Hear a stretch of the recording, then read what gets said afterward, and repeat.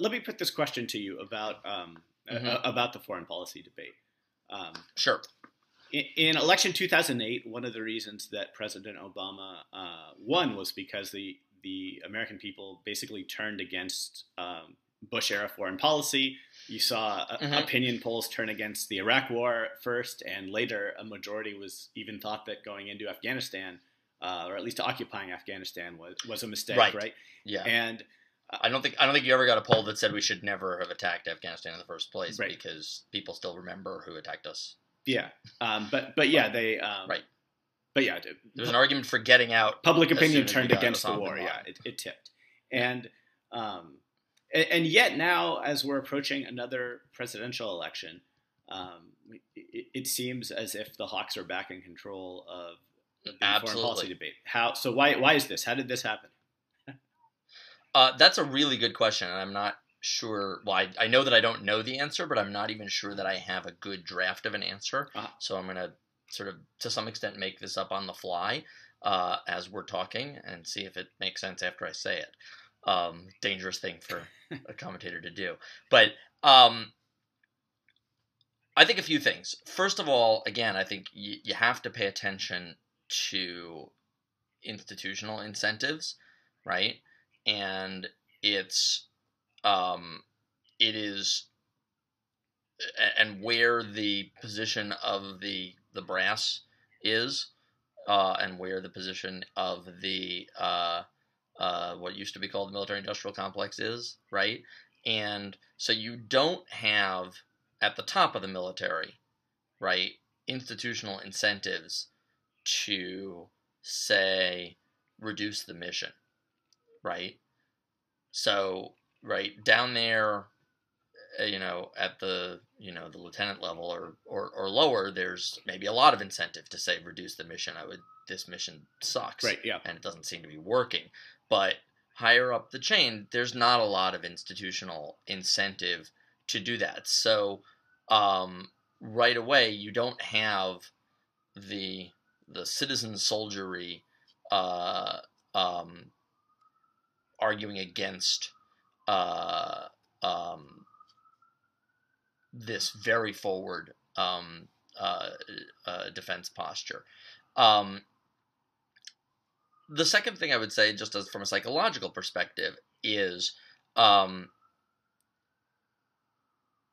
whether you think that Obama's team has done the best that could be expected, or whether you think it's done a terrible job, or somewhere in between, it is obvious that at the end, as we approach the last months and years of the Obama administration, that the world is not sort of happily at peace.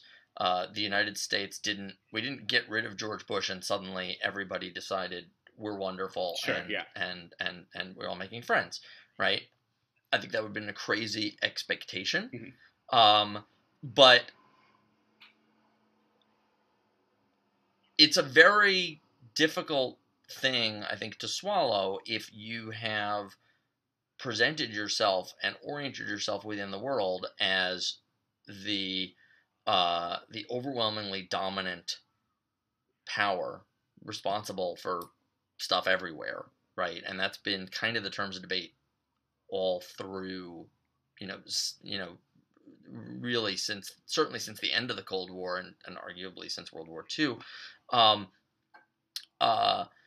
to say, well, we can't actually do anything about this. This mess is going to be a mess, and we might suffer because of it, but there's nothing we can do to make it better, and there's certainly, it'll be a very expensive and dangerous proposition to take it on, right? I think that's a very difficult thing to swallow. And I think from a different direction to say, well, it's not our problem, like, we can just ignore it, is difficult for a different reason. I think it's Americans, Calvin Coolidge said the chief business of America is business and the chief idealism of America is idealism. And it's difficult to spin that as something idealistic, to say that's none of our business and not our problem and, good luck, friends. Yeah. is I think those are difficult pills for Americans to swallow, and I think particularly difficult for the conservative movement as currently constituted to swallow. So if a strategy of cost minimization to the extent possible, right, doesn't seem to be efficacious in pacifying the world, right? What's your response? How many responses are there? I think it's logical that the Hawks have an opening there to say it's sad because it means people's memories seem to be very, very short of how things worked out the last time, but there is the obvious opening to say, like, we got to get serious about this and start solving some problems instead of just sort of trying to avoid getting sucked into them. So let me throw out a bunch of different thoughts, because I think that there are, I think a lot of different pieces explain why the Hawks seem to be back in control of foreign policy. I think that one of them, I think you're right, is once the direction, Americans are happy to ignore lots of horrific problems in the world, but then once their attention is turned to them, there is this feeling as if we have to do something, right? Where the United States, our idealism, our desire to be number one, to be the global hegemon, compels us to do something. And we saw this in Iraq, right, where the American people were not particularly interested in invading Iraq until the Bush administration started to make a case for it, and they were able to turn majority public opinion in favor of it. And this was very much a sort of top-down effort, not a bottom-up groundswell of we want to do this particular thing. Well, why would there be a bottom-up groundswell to do any particular thing, right? There had. I think that there was a bottom-up groundswell to go after Osama bin Laden, right? There's obviously a top-down one, too. Which was an exceptional situation. Yeah. Right. It was the last person who did something like that was Tojo, right? And then after Iraq, right? That's not typical. The Obama administration, candidate Barack Obama, Senator Barack Obama, made this case after Iraq, where his critique of American foreign policy was actually pretty narrow, right? Yes. It wasn't, here's a whole different way of thinking about how to be smart in the world. It was, this was a dumb war. And obviously Obama had different beliefs than, say, Dick Cheney about America's proper role in the world. But the case that he made to the public was this was a dumb war. And it almost allowed Hawks to have, even though many of you think that we messed up here, this was a sui generis thing. That was a dumb war. Other wars might be smart. It didn't challenge the overall paradigm that Hawks are comfortable within. And I think it would be difficult to do. I think one thing that advocates of a more restrained foreign policy underestimate is how hard it is to put down the you might call it the poisoned chalice of hegemony. Yes. We have, by virtue of a position that we've sought and entrenched ourselves in, a lot of expectations out there in the world of how we're going to behave. It would take a concerted effort over a long period of time to change those expectations, and part of that process, I think I said this at one point during the early years of the Obama administration, when he was talking about the reset with Russia, and conservatives were already upset, at the very idea of that, I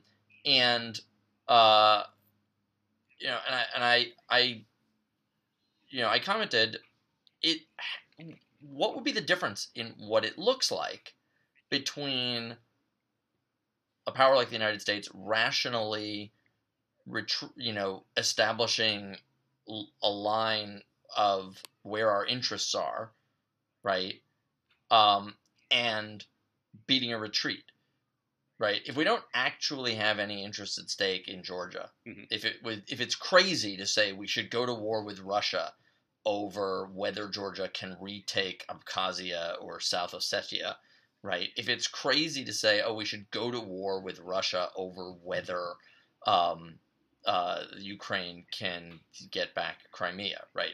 Right. If we sort of start there, and then we add on to that. By the way, it's especially crazy because you know our closest allies who are closest to the situation, right?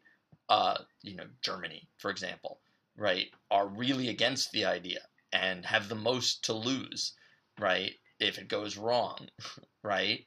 If you start from there, uh, then you draw that line somewhere west of those places. But if you did that explicitly, it would be an obvious invitation to a power like Russia to move in to the vacuum thus created. So if you're going to be, it's going to look like a rational definition of interest is going to look like weakness if you view other powers advancing as an indication of weakness, which I think most people would. Yeah, I mean, I just think that framing is so tricky in these questions, right? Because in many ways, Americans right now look at the world, and I think a lot of them feel like our power is waning. They feel worse about America's position in the world than they have for a long time. And I think that this is partly because we've defined things such that a single terrorist attack on American soil is treated as if it disqualifies our foreign policy and um, and is the metric of how much power we have in the world, of how safe we are overall. It isn't hard to look back to um, times during the Cold War when there were much more powerful foes arrayed against us everywhere, right?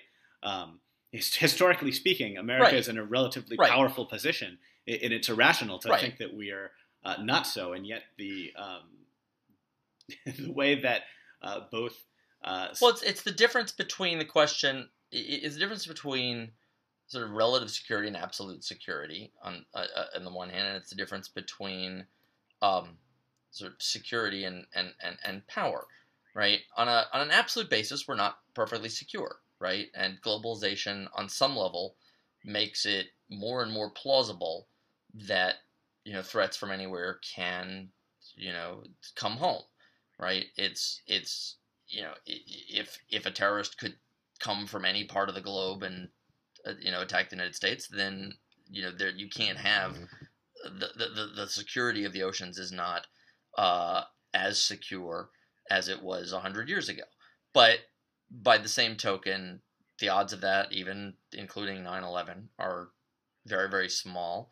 And the quest for absolute security is a quest for absolute power, and that's a guarantee of bankruptcy. But in terms of relative power, I think the United States has been bumping up against limits that we thought didn't exist. Right? In 1991, it really probably felt like the United States could do anything. Right? The Soviet Union had just collapsed, and we just won this war against Saddam Hussein that was extraordinary. Mm-hmm. So it's not. And after 9/11, I remember there was a national feeling of now we're going to get serious, right? The reason, we had all this power and we didn't really do anything with it in the 90s, and now we're going to do something with it. Well, now we've done stuff with it, and it turns out that we have an awful lot of power, and an awful lot of power is still not enough to run everything and control the world. Sure, yeah. And we don't know what else. I don't think we know what else to do. The only thing I would say is that when I said earlier that our position, like we've put ourselves in a position where a lot of powers expect certain things of us, that I think has had more to do with why, even within the Obama administration, there hasn't been a serious critique of America's defense posture and foreign policy posture than the fact that than the psychological and popular questions that we've been talking about. We went to war in Libya. Why did we do that? Right? To a very considerable extent, we did that because a bunch of Arab countries had seen popular uprisings that took down dictators who were allied with and friendly with both our government and with our European allies' governments. And here, Gaddafi was, who had for a long time been a pariah, was facing the same kind of uprising and looked like it was possible that he was going to hold on to power through violence. The big push to do something about that was coming from London and Paris more than from Washington. And I think it's not just the sort of humanitarian impulse that really motivated that. Of course not. It was also a sense of, we can't have it look like, being a friend means being abandoned, and right. And I would the better road is to do what you need to do. Right. And I would do back a little more and say it's also the Libya invasion is also inextricable from this idea that the for lack of a better term, I'll just say the foreign policy establishment, this posture they have, as if they can look abroad at some country in some set of geopolitical events and calibrate policy very precisely in such a way that, we'll do X and Y, and because of A and B, we'll end up with this perfect situation after it all plays out, right? But see, I think if they really ask themselves what's motivating, they would say, well, we don't really care that much how it turns out, right? That what matters is how our choices are perceived by people who actually have power, right? Like, we're in the process of wrecking Yemen right now. We're not doing that because we think wrecking Yemen's a good idea, right? Nobody thinks this is a good idea. Even right? Well, sure. You can't find somebody who says this is a good idea. No, I'm sure you can find some people. I'm sure you could find. You could find some people who will say it doesn't matter that we're wrecking Yemen because the important thing is that we stand up to the Iranians. And then you'll find other people who say that's idiotic. The Iranians are barely involved here. This is largely an internal dispute in Yemen, and the Saudis are the ones getting involved. And you will find other people who say, well, right, exactly, and we're doing this because we need to reassure the Saudis that we're still their friends because we're trying to now deal with the Iranians, and the Saudis are worried that we're right. I take your point, but that game of perception is all that matters. The fate of the people in Yemen is tertiary at best. I do think anybody who's really making decisions here. I do think that there are people in the foreign policy establishment that think that way.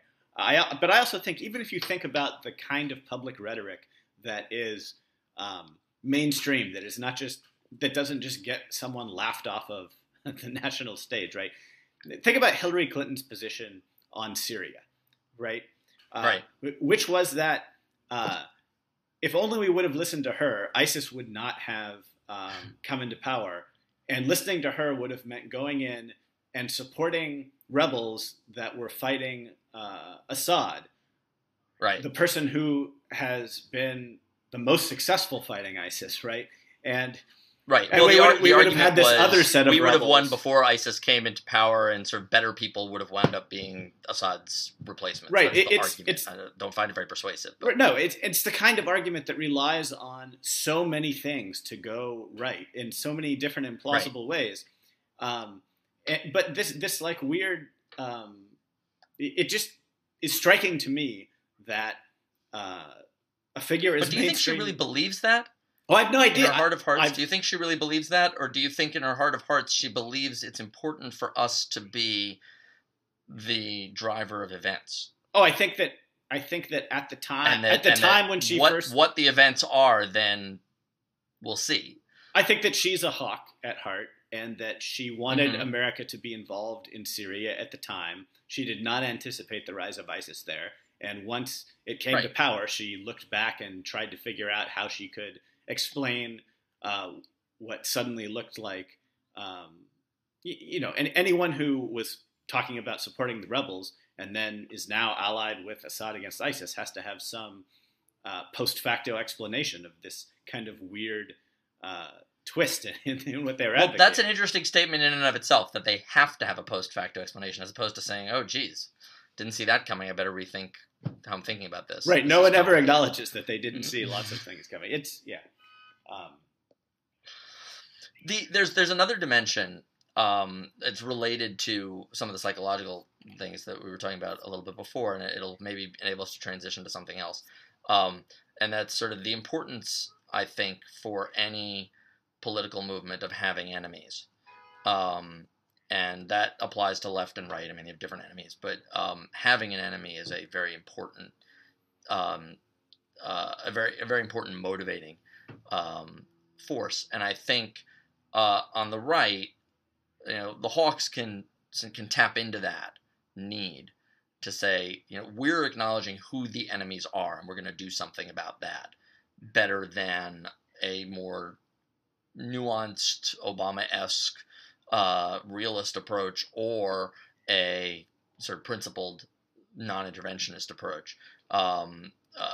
Those sorts of approaches are lack that kind of visceral quality, and I think we recently saw that visceral quality on display in Garland, Texas, right, with Pamela Geller's stunt. Let's all draw the cartoons of Muhammad and draw attention to ourselves, right? The purpose of a stunt like that, right, is, she's not trying to incite violence, obviously, but she's and the purpose of her whole shtick is to explicitly identify enemies, right, and make it clear that that is what she is doing, right? Yeah. I must say that I don't entirely understand what she's up to a lot of the time, but I do think that there's certainly she certainly does have a desire to point at an enemy and to try to demonstrate that we are not sufficiently polarized against them. Right. I was surprised. I've been surprised by these cartoon event shootings in the following sense, because like a lot of people, right after 9/11, I expected there to be more terrorist attacks than there ultimately were, and I spent a lot of time puzzling over why there weren't as many as I anticipated, as a lot of people anticipated, and I think that one reason is that if you think about the mission on 9/11, right, it's relatively difficult to find someone who is so loyal to the cause of what they consider martyrdom that they're going to get a bunch of money in their pockets, fly to the United States, set up here and live among people for, weeks or months, and have, a pretty good life, and learn to fly and encounter real people around them, right? And not just the stereotype of this foreign menace that they have when they're not yet here, and then still decide to go and blow up a bunch of people. There just aren't that many people who will do it. It's a different thing when you're in a war zone and people can threaten your family, or when the enemy is right there. It's just a whole different thing to go across an ocean, and so there just aren't that many people who are going to do it.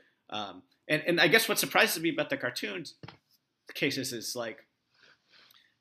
why haven't the people that did those attacks, why hadn't they attacked something else already, right? Like, why was this the thing of all things? Is this like the sort of Chicago Economist question? The joke, a Chicago economist is walking down the street and passes a $20 bill and doesn't pick it up, and his companion says, "Why didn't you pick it up?" And if it was a real $20 bill, someone would have picked it up already. Yeah. Right? Is that what you're asking? I guess sort of. Yeah, I don't know. They did it now because now's when they did it. I'm not sure there's an answer to that question. Yeah, it's obviously the idea of being very upset by an image by blasphemy, whatever, doesn't resonate with me at all anyway. But it just seems like someone radicalized and wanting to perpetrate a terrorist attack. I would expect one of two things, right? I would expect that they would be incited by, say, the U.S. military, and of course there have been people who have attacked military bases in the United States. That's happened. Or they would be like the Tsarnaevs, where they're like, okay, we want to pick a big target and make a statement and kill as many people as possible. Well, and you've seen those things. Yeah. Those things have happened. Those things, insofar as I can understand any terrorist attack, I understand those things. This just seems different. I think the right way to think of it is not. I mean, the right way to think of the sort of the cartoon stuff is a question of honor, right? That, like, you know, these are viewed as deliberate insults. Sure. And you're responding to that deliberate insult and thereby restoring, you know, your sense of honor, right? I mean, obviously, we don't, you know, I don't have the same visceral feeling about anything in that way, but, you know, I don't think it's very different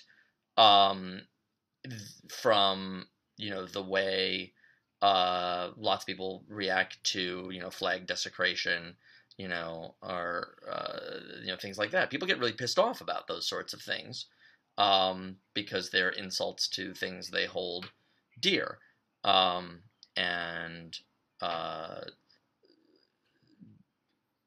You know, I don't think it's actually psychologically that hard to understand. I think the more surprising thing is the success that the partial success or substantial success that modern Western countries have had in acclimating themselves to the idea that sort of certain kinds of insults are just to be tolerated, right?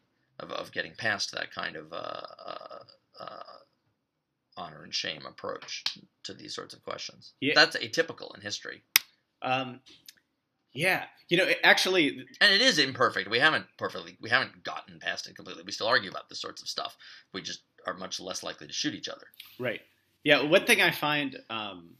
this is kind of a this is kind of a tangent to the aspect of this topic we're talking about, but when I think about the way that, you know, there's been a lot of debate about college campuses and how sensitive should we be to one another in those kinds of spaces. And one thing that concerns... It doesn't involve shooting people, but it does involve a lot of hand-wringing and screaming and banner waving. And one thing that concerns me about the way that things are trending in that realm is that you know, something happens on a college campus, and it's something that is perceived as insensitive, perceived as an insult, and there's this expectation now that the president of the college is going to write an email to everyone, and maybe you're going to have a speaker's going to be disallowed from coming to campus, or you're going to have a quote-unquote safe space set up while they're speaking. I think that this builds on itself in a way that if the expectation is that people are going to come to campus and they're going to say controversial things, and sometimes, sometimes it's going to be religious Christians who are getting their ox gored, and other times it's going to be Jewish students who feel a certain way about Israel, say, right? And other times it's going to be black students who are upset about someone from City Journal coming and defending stop and frisk, and like it could be anyone at any time. It could be anything. And once you start singling out any of these people and saying, okay, this is too far, we're going to respond in a certain way, and then you don't respond that way every time, other groups that would have not felt put upon, would have not felt disrespected by the normal give and take of pluralism, suddenly begin to feel disrespected because, this other group, you were more sensitive to them, and it just builds on itself until you have this culture of where everyone is feeling disrespected anytime there's a perception that their feelings aren't being catered to, right? Right. Well, what I would let me preface by saying that I haven't been to a college campus in a while, so I haven't observed any of this at all, and I don't know whether this is the kind of antic sideshow that has always gone on in college campuses, and this season, right, this particular period in history, the idiocy of college students manifests itself this way, and 20 years ago it was manifested in a somewhat different way. Although, to be honest, I do remember being in college in the late 80s and early 90s, and I remember what some of the idiocy was, and it had no obvious lasting effects. So I take it all with a grain of salt on the assumption that college students, myself included, have always been morons in certain ways. But I mean, obviously, I agree with you that it's stupid to frame questions this way. I think, if I was talking to someone, on the sort of social justice oriented left, I would also say it's incredibly counterproductive. I think Frederick de Boer has written a lot about that. Yeah. About the sort of the people who think of themselves as being on the left being sort of sucking their energies into symbolic battles over representations that take all the energy away from real debates about the distribution of power, stuff that actually matters, and doing things about it, and not just talking about it. So I would certainly, say that. But I also, I think, what am I going to say about this? I think it's harder to be clever than some people think. And I think that the defense of free speech goes without saying and should be not a debate. Yeah. But there should also be a defense of intelligent speech. And I think that's sometimes missed in these sorts of arguments. So, pick Charlie Hebdo as a really good example of somebody who I'm not entirely my style, but I recognize that they're doing a thing, right? And that what the thing is that they're doing is not just a kind of game of conservation of enemies, right. Not just let's make it clear who we hate, right? And in a very unfunny way, let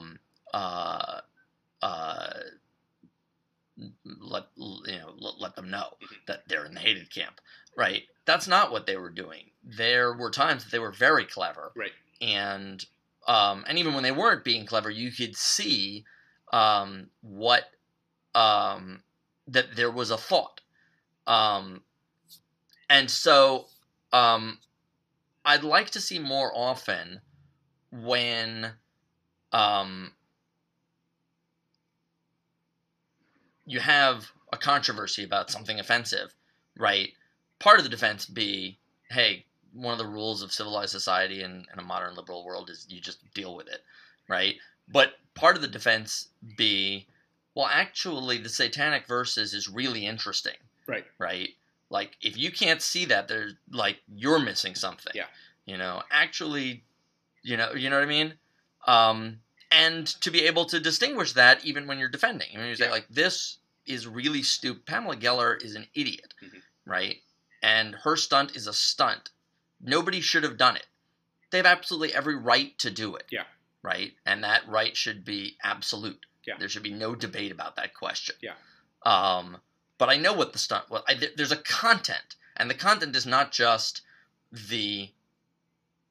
in her case, the content is just... Yeah, I agree. I think we're on the same page. Rise it's going to get out of its enemies. But in other cases, it isn't just that. There's a thing there. Yeah. The thing in itself that's worth defending. Yeah, I agree with that. And with college students in particular, I think you need to do that. Yeah. Let's close by talking quickly about Los Angeles, the city I live in, and New York, the city you live in. And we've, of course, both visited... no segue at all. Dive right in. Just dive right in. Sure. So apparently we're all moving there. That's what. Yes, there's this New York Times piece that right. a style section piece that alleges in the least rigorous way possible, as the style section tends to do, that New Yorkers are moving that is their to job. LA. Yes, it's a trend. There were three friends of the writer who have, because LA is turning into Brooklyn. Right, that's why it's okay. Right, this was the assertion. This is the other thing that is hilarious. Right, is I live in Brooklyn. Right, and Brooklyn has become such a brand that anywhere on earth that manifests any of the qualities of Brooklyn is sort of or certain neighborhoods in Brooklyn actually is retrospectively Brooklynized. Kreuzberg in Berlin is the Berlin of Brooklyn. Right. Even though it was like that before Brooklyn was like that. Right. Well, the entire city of Portland is kind of a Brooklyn on the West Coast, even though it was it was that way in 1990. And the idea of Brooklyn seems to, in the way that the style section writes about it, places that are like Brooklyn seem to have like fancy coffee and interesting food. And like things that obviously which nowhere else ever had. Right. But you've, I lived in. I mean, the funny thing is that Brooklyn is ceasing to be Brooklyn because, in certain ways, right? Like there was this period where Brooklyn became kind of went from being a cheaper place to live to being sort of still somewhat cheaper, but way cooler because there was a sort of critical mass of both money and art. And the art's been moving out. I mean, I know so many, a ridiculous number of artists and writers and so forth that have moved out of the city altogether and moved up to the Hudson Valley. Mm-hmm. It's only a few more years before Williamsburg is turned into Soho. And is basically a giant shopping mall. Right. But the style section will eventually notice. Yeah. So the New York Times in its piece kind of made it sound like like LA was having more of these things that people in Brooklyn like, and so people from Brooklyn are moving here. People from New York are moving here. My response to this was basically, having lived in both places, I lived for 2 years in your neighborhood actually, and have lived in Southern California for most of my life. I love both places, and I think it's definitely not true that the New Yorkers who move to Los Angeles are doing so because it is becoming like New York. I think that there are different things that are great about LA and New York, mm-hmm. and that there's a certain kind of person who's going to be much happier in one than the other, and I think that I've never seen a piece in a New York publication, at least not written by someone who lives in New York, that understood what I take to be the real appeal of LA, which is a... Isn't it obvious what the real appeal of LA is? Well, the real weather appeal, the weather is certainly part of the appeal, right? The weather, and this is huge. The beach... all the most beautiful women this side of Venezuela. Isn't that kind of what it's about, basically? I think it is also... And great sushi? I think it is also about a culture that has a different relationship to work and money and status. Mm-hmm. And there's obviously a lot of money and status seeking here, especially in the entertainment industry. Right. But it's just... it's different in certain ways. It's people are it's less competitive here. I think people are less concerned about competing with their peers. It's less cutthroat, except possibly in the entertainment industry, which I don't know a ton about. That's a big except. Well, I don't think it is a big except. That's your biggest industry. Yeah, I mean, the vast majority of people in LA are not in these cutthroat parts of the entertainment industry. Even, Well, that's true in New York also. I mean, like, if you ask sort of what's New York about, right? Yeah, if you're in finance, it's very much a kind of cutthroat status-seeking, like, the kind of game. But, but most people in New York don't work in finance. The overwhelming majority don't. But I think that I think the overwhelming majority of people working in New York are hustling in a way that the average Angelino is not. And I mean, it's who's the average Angelino in this analysis, right? Is the average Angelino like, you know, I'm just curious, right? Is it somebody like you, or is it somebody who, you know, works in construction? It's very much not someone like me, because I am in an industry that is that exists in the East Coast, and I'm deeply enmeshed in the world of magazines and journalism, and in these worlds that are coming. Well, that's not what I meant. I just meant the average person in LA probably is not working in a white collar field at all, right? Similarly, I'm sure the average person in New York isn't. Yeah, well, let me put it to you this way. If you mean literally average. Yeah, let me put it this way. The process of moving into an apartment in New York City is a complicated and trying ordeal, the likes of which moving to an apartment in LA is not, right? They're both big cities with relatively life's easier out there. And yeah, this is, I mean, we can think of hustling. Look, the stereotypes of New Yorkers versus Angelinos are really old, and they you know, and they're all true, and they cut both ways, right? You know, people in LA are, you know, more whatever, they're more laid back, or they're, you know, fake and just, you know, lie to you to your face, right? And people from New York are, you know, aggressive and cutthroat and pushy, or they're, you know, honest and tell you what they really think and are willing to get, you know, their hands dirty.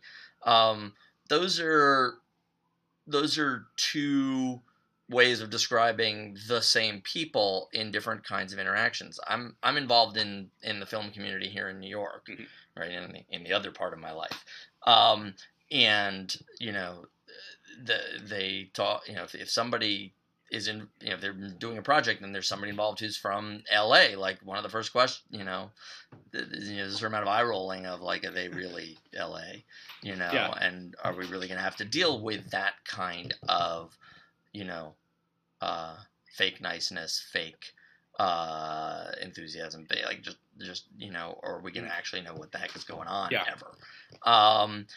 You know, and I'm sure that there's this sort of parallel eye rolling out in LA. I don't know if there is. People from New York. I don't know if that's true.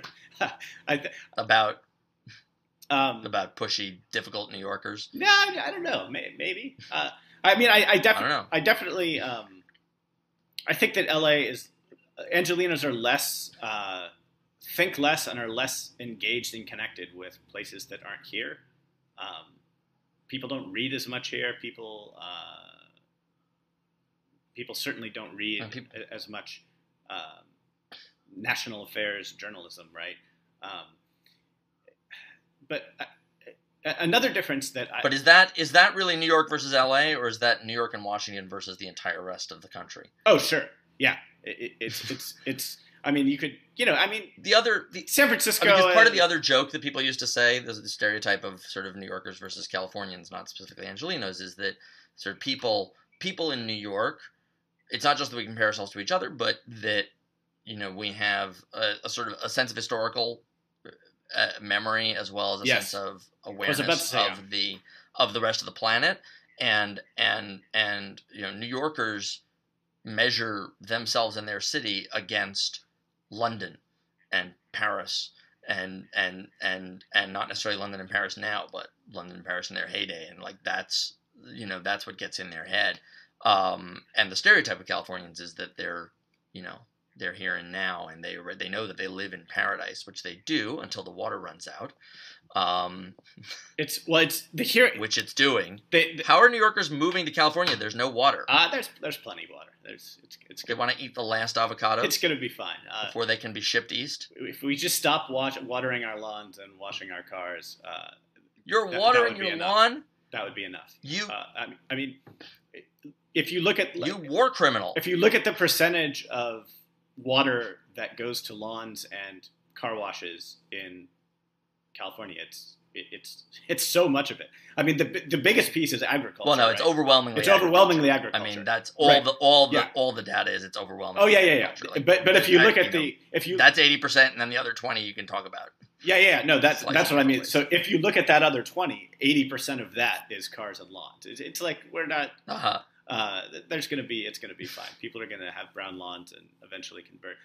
But I think the historical memory thing is actually the biggest, one of the biggest differences. Even the way that people relate to like race and ethnicity in New York versus LA.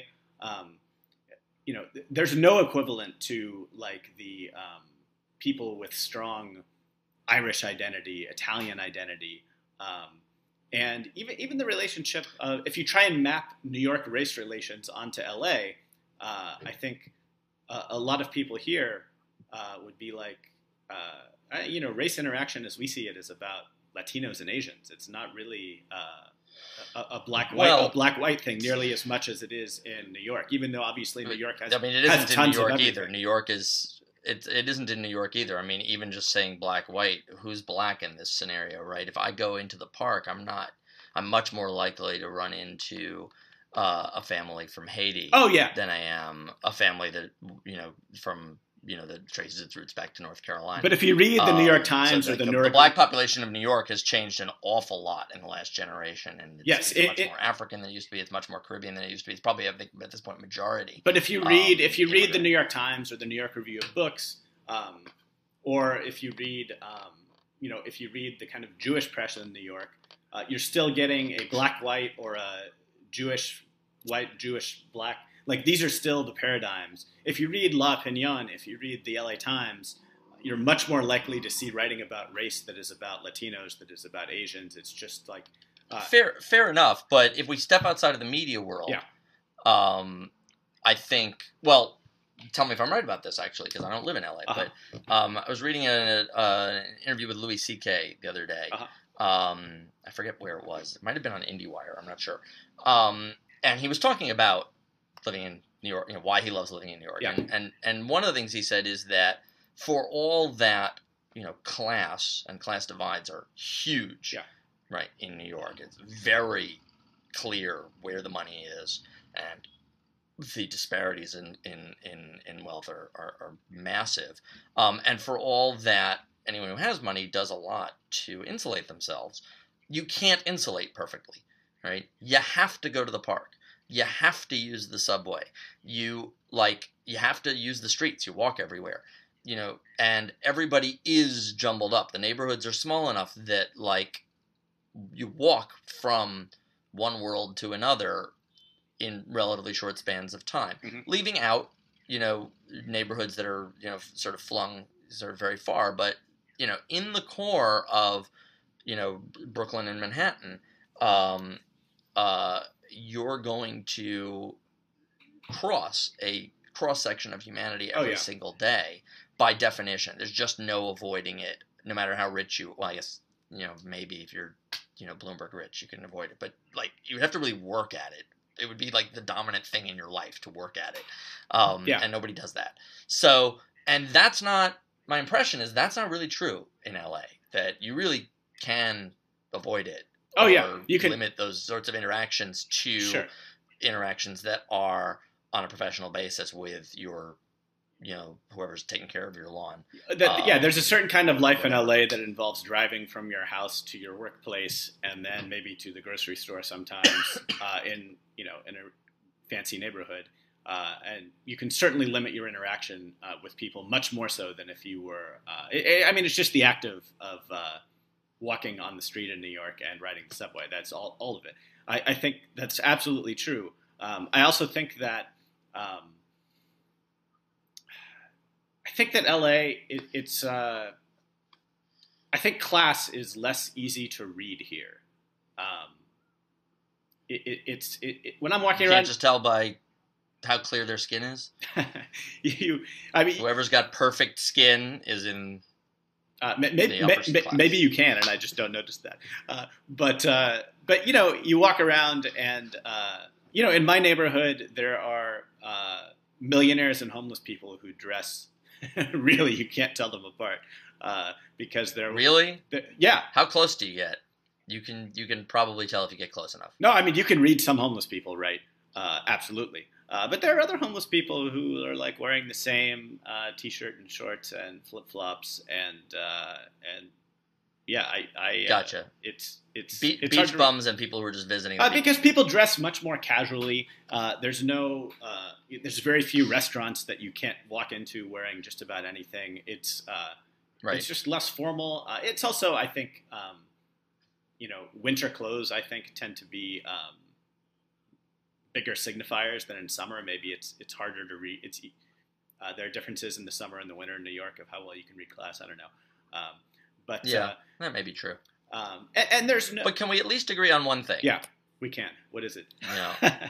And that is that regardless of sort of which is better, New York or L.A., mm-hmm. or what the differences are, we both will always team up against the people in San Francisco. Those smug, self-satisfied jerks. I think it's funny because San Francisco looks down on LA. It's kind of a one-way. And everything else. It's kind of a one-way rivalry because if you ask someone in LA about San Francisco, they probably, oh yeah, I love San Francisco. That's probably what they'll say. And I have this theory actually. Maybe this will be a good way to close. I have this theory that there's a one-way north-south rivalry going all the way down the West Coast, right? And so if you're in Baja California, in Cabo, you're in the most laid-back place in the world. And then, anyone would love to go to San Diego in Baja, whether for a vacation, whether to go and work with family, whatever. You go to San Diego, and you'll get people who are kind of like racist toward Mexico or make jokes about it being like a third world country. But for the most part, San Diego is pretty laid back too. Then you go up to Orange County, and they're like, you talk to like a conservative in Orange County, a certain kind of conservative, and they're like, I don't know, San Diego, it seems like there's a lot of illegals there. I don't really want to go down there. Orange County seems like the best place in the world. I love it here. Then if you go to LA, they look down on people in Orange County and they talk about crossing the orange curtain. They don't want to cross the orange curtain and go down to LA. And then there's the LA San Francisco thing. All the people in Portland don't want the damn Californians moving from San Francisco to Portland. And Seattle looks at Oregon and Portlanders in the same way that like Germany looks at Austria or the United States looks at Canada. And then the people in Canada are, of course, looking down at the Americans and our gun crime. And then Sarah Palin is up in Wasilla looking down on everyone on the West Coast and the damn West Coast cultural elites. I really think it works. It's like... And I bet you could do the same game in New York, going up the Hudson Valley to Albany and all the way along the Erie Canal to Buffalo. Just nothing but, people looking down on the folks further downstream. So we have that in common. Well, we should probably end on that note, but it's been a pleasure, and I hope we do it again sometime. It always is. I look